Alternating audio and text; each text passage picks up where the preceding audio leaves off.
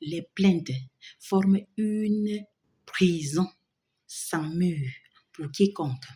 Les enfants d'Israël, à sortir de l'Égypte, ont fait 40 ans autour d'une montagne, au lieu de 40 jours pour atteindre Canaan à cause des plaintes.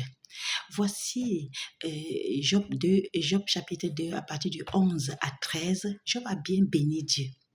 Mais ses amis qui sont venus lui rendre visite n'ont pas pu lui adresser une parole pendant 7 jours et 7 nuits à cause de la douleur intense. Au lieu que Job demande à Dieu d'avoir pitié de lui, de changer sa situation, rassemble toutes ses forces pour se plaindre dans Job 3.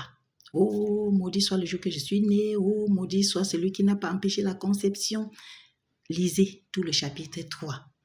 Ça a donné l'occasion à ses amis de passer le temps à discuter avec lui jusqu'à ce que Job 29 et Job 31, il montre qui il était et ce qu'il est devenu. Alors, dans Job 31, il montre sa justice devant Dieu. Dieu se tait. Alors, Job 32, un jeune homme illuminé, au verset 9, leur dit que la sagesse ne dépend pas de l'âge. Juger les choses justement ne dépend pas de la vieillesse. Tout ce qu'il a dit, personne n'a pris en considération. Dieu alors est intervenu dans Job 38 pour poser la question à Job.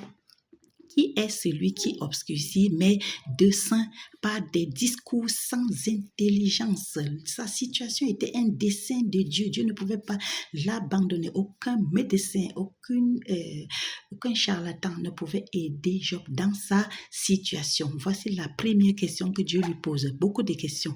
Mais il dit que où étais-tu quand je fondais la terre? Dis-le.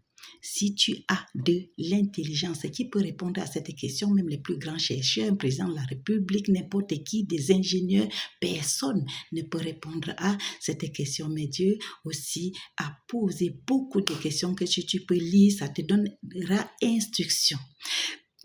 Dit lui demande de prier pour ses amis et Job lui-même dit dans Job 42 que mes oreilles avaient entendu parler de toi, maintenant je t'ai vu, je me condamne de tout ce que j'ai fait. Dieu l'a maintenant restauré plus qu'avant. Alors, celui qui est né de nouveau, c'est ce qui est bon, ce qui est agréable et ce qui est parfait parce que Dieu habite en lui par le Saint-Esprit. Alléluia. Cherchons la nouvelle naissance.